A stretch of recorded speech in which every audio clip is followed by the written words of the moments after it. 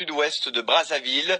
Depuis 10 jours, de nombreux témoins affirment que des hélicoptères des forces congolaises frappent les positions supposées des milices ninja du pasteur Ntoumi. Monseigneur Louis Portela est l'évêque de Kinkala, le chef-lieu du département du Poul.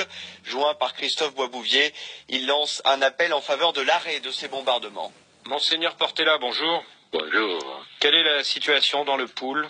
Et la situation, depuis un certain temps, le Poul a connu une situation de détresse du fait des bombardements qu'il y a eu dans certaines localités, lesquels bombardements ont provoqué, je peux dire, l'alarme et le déplacement forcé et précipité des populations. Et ce mercredi encore, il y a eu quelques bombardements non loin de Kinkala, dans le village qu'on appelle Sumuna, un des sites de celui que nous appelons le pasteur Ntoumi. On a entendu le retentissement de plusieurs obus et en identifiant un peu le lieu, c'est justement à Sumuna que ces obus ont été largués. Mais largués par quoi? Bon, il semble que c'est un hélicoptère qui est passé. Est-ce qu'il y a eu d'autres bombardements dans les jours qui ont précédé? Oui, à Mayama, il y a eu aussi des bombardements. Et toujours, disons, le site du pasteur Ntoumi. D'autre part, à Vinza, il y a eu aussi des bombardements. Là, on dit qu'il y a eu erreur de la part des acteurs, puisque c'est le site du pasteur Ntoumi qui avait été visé. Et là, en fin de compte, les obus qui ont été largués sur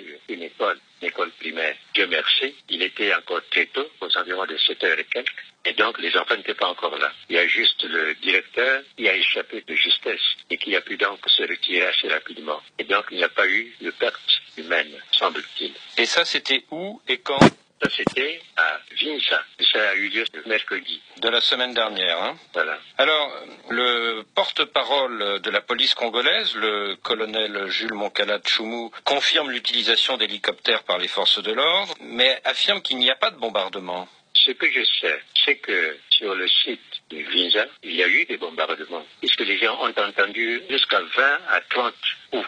20 à 30 coups qui ont retenti, hein? Qui ont retenti, voilà. Vinza, vous pouvez nous en dire un peu plus, monseigneur? C'est un district, hein, un chef-lieu du district Vinza. Qui est un district assez éloigné de Brazzaville, hein? Oui, assez éloigné de Brazzaville, oui, bien sûr. Et ça a été aussi un des lieux où a résidé le pasteur Ntoumi dans les années 2000, 2002, etc. Donc en fait, ce que vous nous dites, c'est qu'il y a des bombardements dans le Poul depuis une dizaine de jours, c'est ça? Une dizaine de jours, mais on ne peut pas dire que tous les jours, hein. Est-ce qu'il y a des victimes? Pour le moment, nous ne pouvons pas le dire. C'est difficile de le dire. Ce que nous voyons, c'est plutôt les déplacements des populations. Par exemple, à Mayama, des populations qui sont déplacées jusqu'à Kingamba, sans compter ceux qui sont enfouis dans les forêts. Et à cette occasion, justement, nous avons une mission de la Caritas qui vient de démarrer pour aller justement au secours de ces populations déplacées.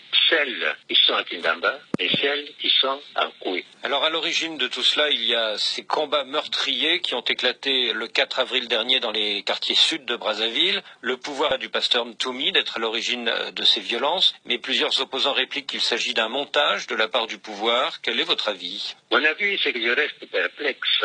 Parce que, d'une part, la ville est assez bien cernée par les forces de l'ordre. Et les ninjas, en principe, sont censés avoir été désarmés. Depuis 2007, le pasteur Ntoumi a été intégré dans la structure du pouvoir, puisqu'il était conseiller spécial du président. Et donc on peut dire que toute la jeunesse qui était autour de lui était censée être réinsérée. Et maintenant, tout d'un coup, on voit ces jeunes qui interviennent avec quelles armes? Point d'interrogation. Moi-même, je suis dans la confusion. Je me pose mille et une questions là-dessus. Je n'y comprends absolument rien du tout. D'où viennent les armes qu'ils ont maintenant en leur possession? Point d'interrogation. Et dans les interventions qui ont lieu maintenant, les bombardements, jusqu'à maintenant, il y en a qui sont arrêtés, mais on a l'impression que les chefs sont tranquilles. Si vous voulez, le drame actuellement, c'est les populations elles-mêmes. Vous savez, pour les populations du Poul qui ont connu les affres de la guerre civile de 1997-98 jusqu'en 2007 pratiquement, c'est une véritable traumatisme de plus. Et ce que nous avons dit dans notre message, c'est que les forces de l'ordre ont pour mission de protéger les populations. Et tout ce qui se passe actuellement, ça met les populations dans une situation de détresse.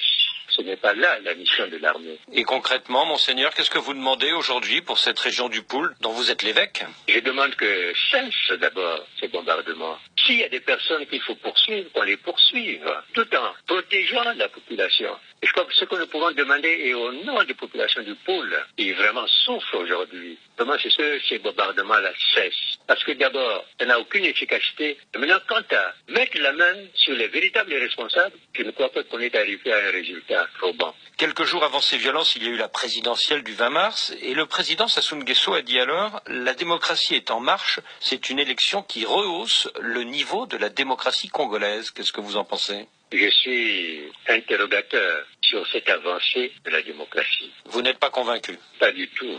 Et pourquoi? Parce que je pense que tout ce qui s'est passé dans les élections s'est passé dans ce qu'on pourrait appeler un manque de transparence. Monseigneur Portela, merci. L'évêque de Kinkala, Monseigneur Louis Portela, joint par Christophe Boisbouvier.